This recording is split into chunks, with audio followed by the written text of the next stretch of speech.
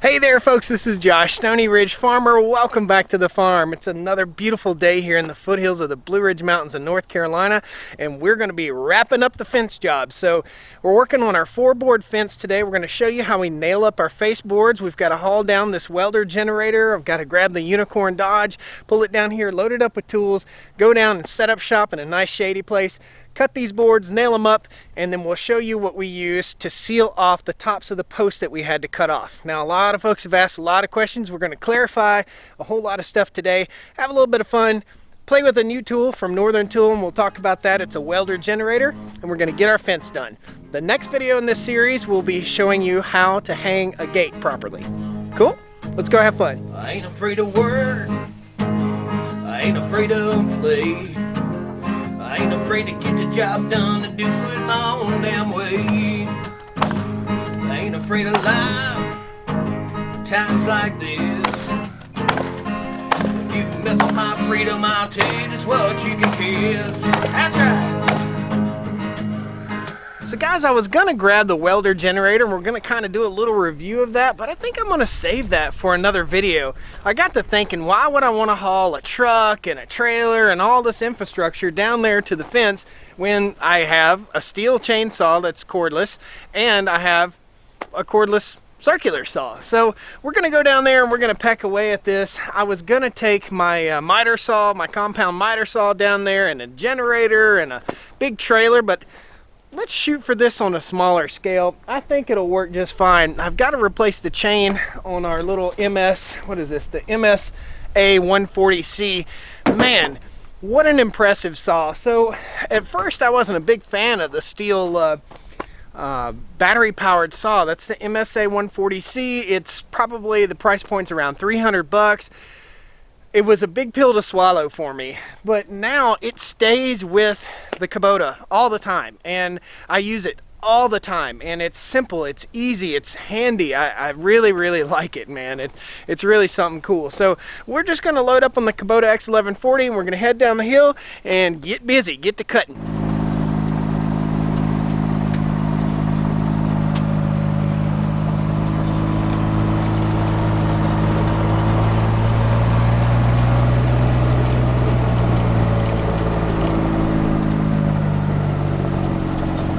Alright guys, so in case this is your first time to the Stoney Ridge Farm channel, this is the fence we've been building for a couple weeks now.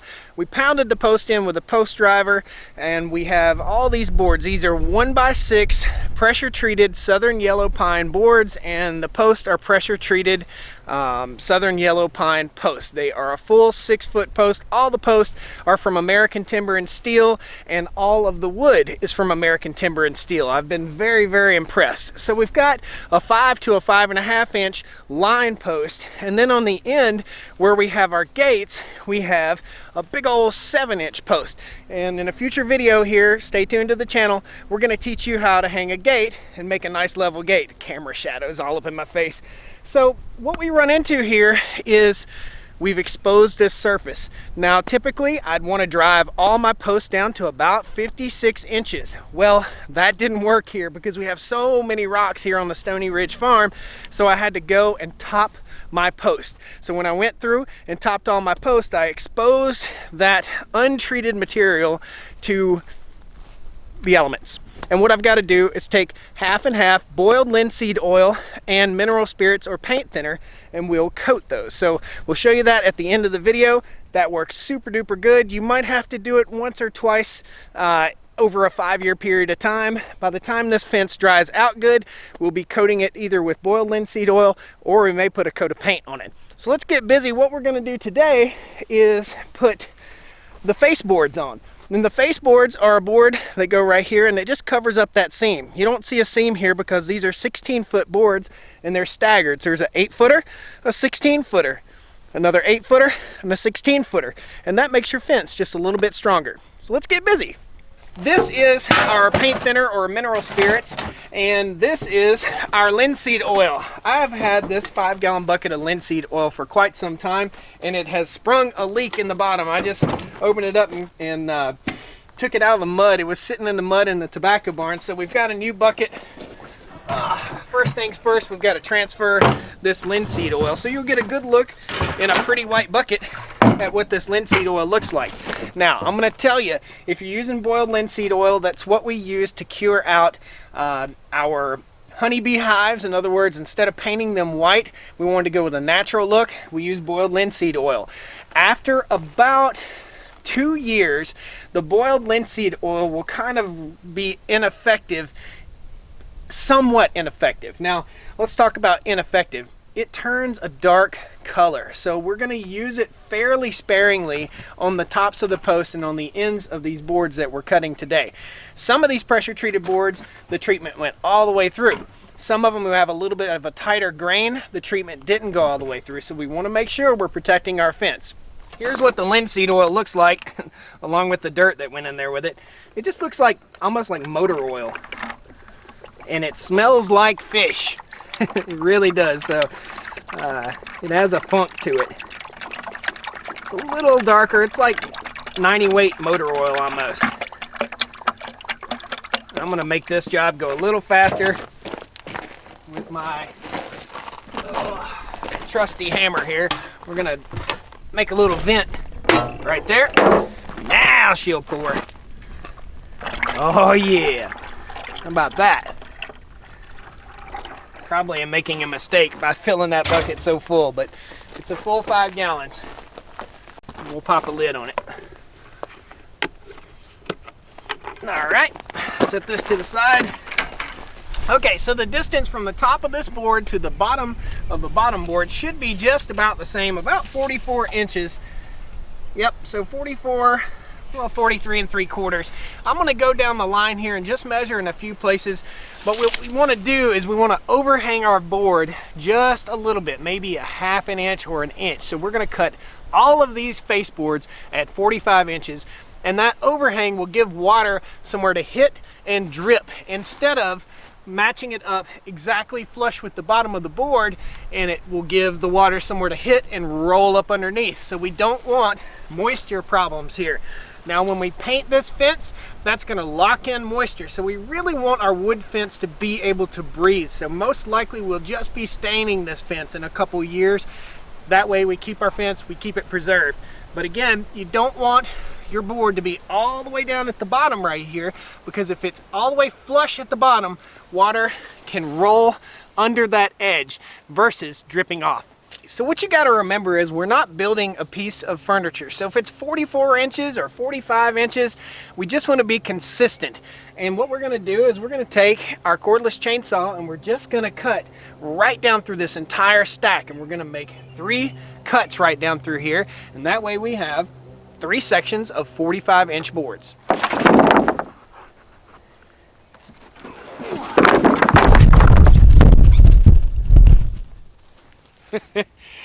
Ooh, another tripod bites the dust.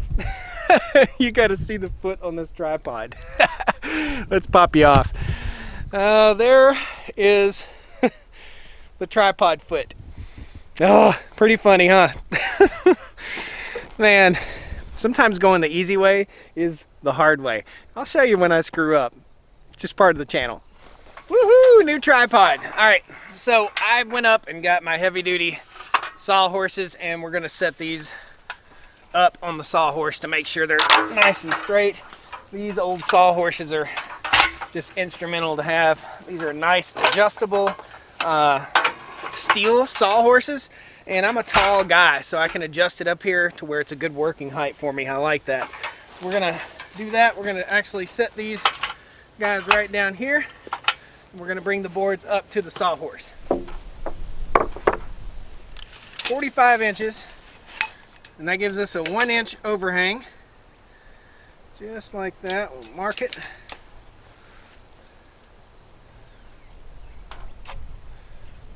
Very simple.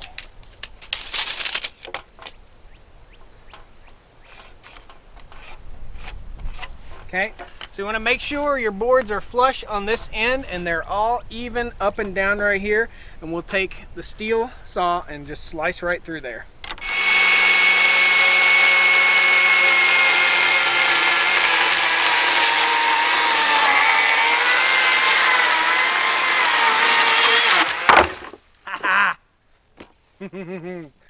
Daddy like. That steel chainsaw is super duper awesome, guys. Now, what we want to do also, that was the end right there, okay? So now we know we're squared off on this end. We can move on down to the next group of boards. But down here on this far end, you'll see all these boards are not created equally. In other words, they're not all totally the same length. So if we want to square this end up, we could probably cut about 2 inches off of this, square this end up, then we'll cut there, and then we'll cut in the very center, and then we'll have a huge stack. So this was 4. This was 6 boards, 6 times 4. Don't make me do math on camera, but that gets us probably halfway down this run of fence.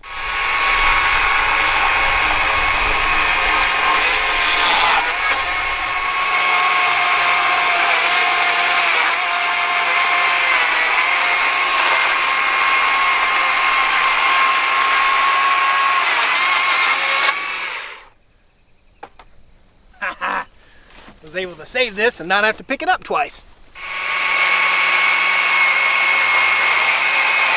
Alright guys, the wind is picking up, of course, because I've got the camera out, but we're just going to bust this out and get this done, and I'm going to go over and I'm going to show you how we nail these up on the face of our fence.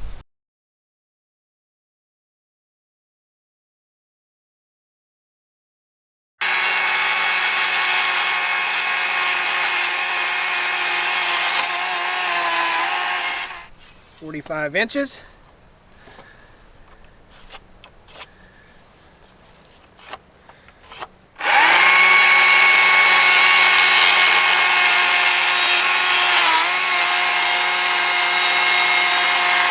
Okay, we're back over here to the far end. We want to make sure we've got enough room to make 2 more cuts. So we've got this one set at 45. Set this guy to the side, hold my square in place. Mark it. Good to go. All right, now we're going to measure off the other side here. Make sure we got plenty of room. We do have plenty of room. I'm going to square off this end. Drop the measuring tape. I'm going to square this end off real quick.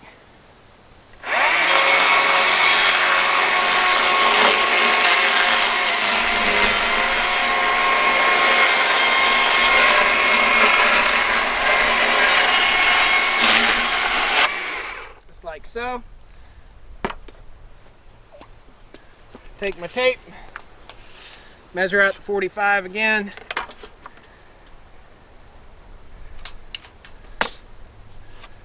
Mark it.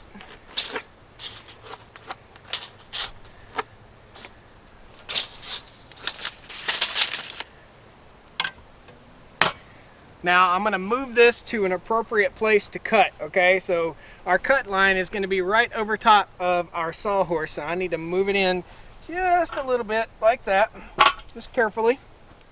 Okay, now I'm going back right here and I'm going to start cutting, and I'm going to cut right here.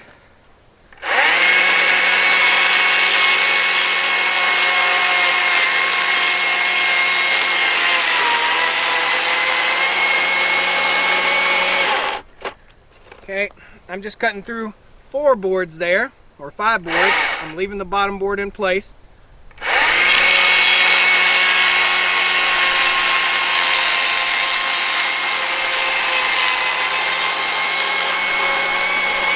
Same thing there. And none of this wood will go to waste, okay? So we'll be using this to make birdhouses and stuff. All this extra wood right here. We got us a nice little stack of scrap for building birdhouses for tree swallows and bluebirds. There we go. All right, we got this stack. We're learning as we go here.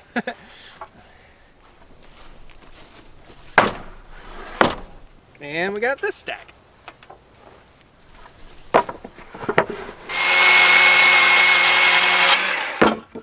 Shouldn't use a chainsaw with one hand. Man, is this thing easy to use. We know we're going to have a faceboard at every post. We've got some choices to make here. So this one is treated all the way through. It's good to go all the way through, even on the cut. We've got another one down here. That's not quite treated all the way through. That's heartwood right there, okay guys? So you can't treat heartwood. You can only treat that peripheral wood. So what we want to do, we'll probably put that up and we'll seal it off. We want to look at each end and determine which is the best end to put up. We also want to look at each board, and if a board has a bad spot in it, like a rounded off spot or something like that, we want to make sure that we take that rounded off spot and we face it that way. We don't want it facing out looking at us. So we want to make it a pretty fence. We want to make it a functional fence, and actually that'll help with airflow around the back side of that board. And you can see this one right here is a little bit off, and that's just the shape of the tree. It's a rustic fence. It's good stuff. Now, I noticed that this post right here is a little bit above the fence line, a little bit above grade, so I'm gonna just slice it, and I'm gonna have a slight backward angle so that water rolls off the top of the post. It doesn't pool up on top of the post. So here we go.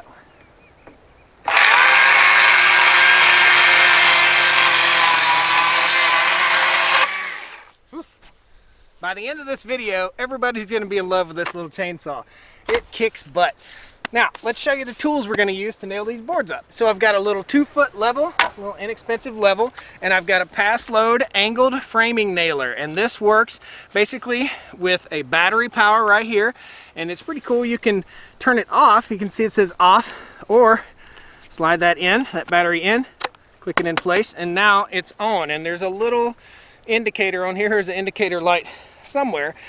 This also runs off of gas. So there's a little gas cylinder right inside here. I'll pop it out for you. That little gas cylinder is what makes it go bang. That's what slings the nail. The fan that's inside of it is ran by the battery. So very, very happy, and you can hear the fan right now. So if I engage that, it gets that fan blowing. There's a little filter right there. You got to check that filter and keep this thing lubricated. Now, what we're gonna do is basically, I'm just gonna eyeball this, okay? So I'm gonna stick it up here, right in the center of the post, just like so, flush with the top right here, and I'm gonna drop one nail in, just like that, okay? Now we've got our board up. All we gotta do, put the level on it. Neighbor's going by. All right, we're putting our level on it. Our post should be level or plumb. I guess this is plumb. So now we're dead on what I call dead nuts level. I'm gonna shoot another nail right here. Okay, and another nail right there. So I'm gonna go 1, 2, 3, 4, 5, 6, 7, 8. I'm gonna knock 8 nails in here. 1, 2, that's the second one there.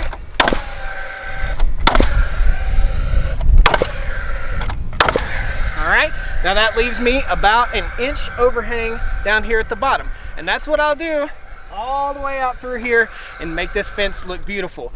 What these Faceboards do is conceal that seam, okay?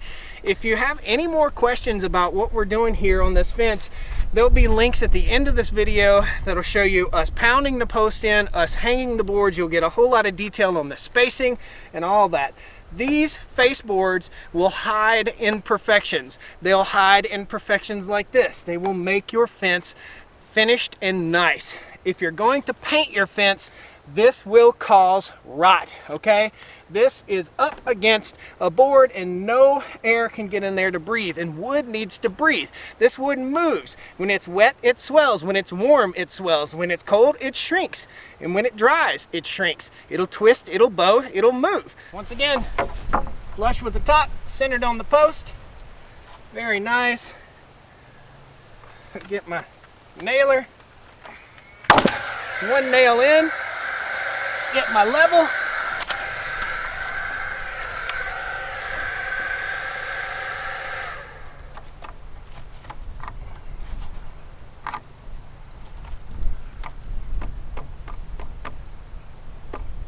There we go. Level my board, shoot a nail down here, nail down here.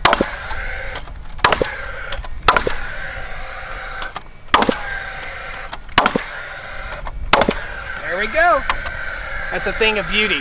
Let's talk about the nails that we're using on this fence, okay? So the nails we use are a ring shank. I got them in my pocket. These are Liberty overalls, by the way. Big shout out to Liberty overalls. I love them. These are what you call a full round head nail. It is a 3-inch and it is a ring shank nail. So this is a galvanized 3-inch ring shank nail. Cool. One thing I don't like about the pass load nailer is that this is not long enough. In a typical nailer, like a pneumatic nailer, this will be long enough to fit 2 or 3 rungs of nails in there, at least 2. So you find yourself reloading this gun all the time. That's the one downside to this pass load angled nailer.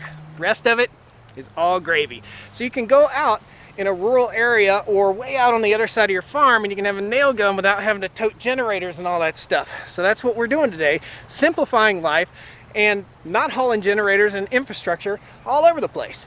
Let me show you how we seal the top of the post. We don't throw stuff away on the farm.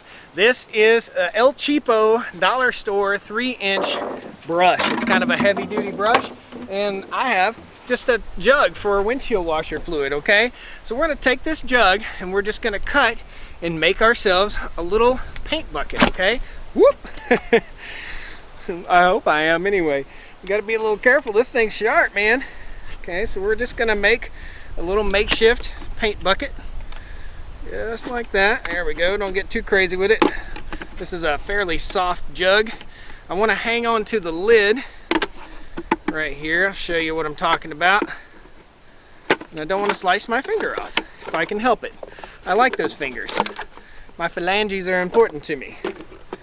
Okay, now, taking our jug, whoop, get rid of that, and we have a handle and we have a little paint tray. Check it out.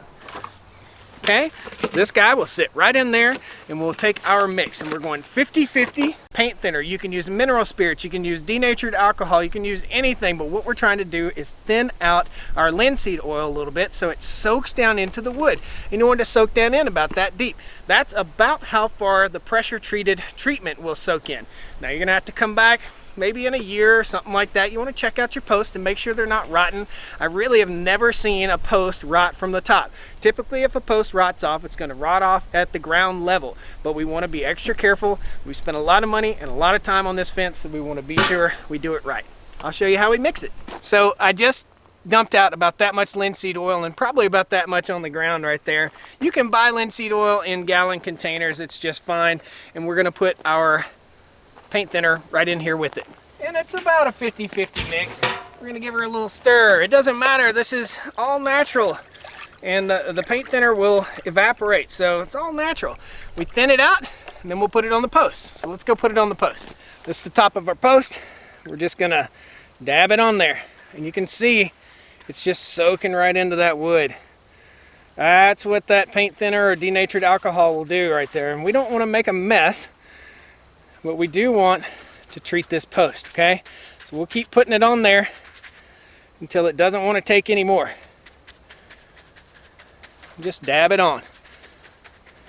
And a little bit right there on that cut end of that board. We don't want to make a mess. We just want to do a nice, neat job. Let it soak up some of that linseed oil. Bird's eye view here, and you're gonna see this thing darken up. Just hold it right over top and let it dribble on there. It won't hurt anything. You'll see it just soaks it right up. If you just put plain old linseed oil on there, it will do the job, but it won't soak in quite as good as if you put either paint thinner, denatured alcohol, or some sort of thinning agent, okay? You need something that's gonna be oil soluble. There we go. Pretty cool. I used to do this for a living, man. I used to build decks for a living, and this was the mixture that was the least expensive and worked the best for staining our decks to make them last. Pretty cool. And it's all natural, except for the paint thinner part. But the paint thinner evaporates. It's already evaporated off of here. Check it out. Looks great, doesn't it? Well, guys, I've got my work cut out for me. You can see that looks super duper nice. Very happy with it. Look at that. That's gonna be great, man. All the way out through here. I've got a little bit of work to do. The sun's going down. I'm gonna try to bust this job out before the sun goes down. I hope you learned a little bit. At the end of this video, there'll be links to all the videos on this fence build right here, and we've got tons of stuff. There's a fencing playlist, and it'll be scrolling right up here across the top of the screen. Check out that fencing playlist. We'll show you how we're building our cattle fence over here. We're getting ready to fence in this entire area. It's about a 3-acre paddock. There's about a 1/2 acre paddock over there we're getting ready to fence in, and we're gonna be intensively mob grazing our cows. Good stuff. If you just want a beautiful fence out in front of your house, this is also a good informative video. Thanks a lot, guys. We'll see you next time on the Stoney Ridge. All right? Woo! Well, come on down to the Stoney Ridge. Bring your wife and bring your kids. We're living life here in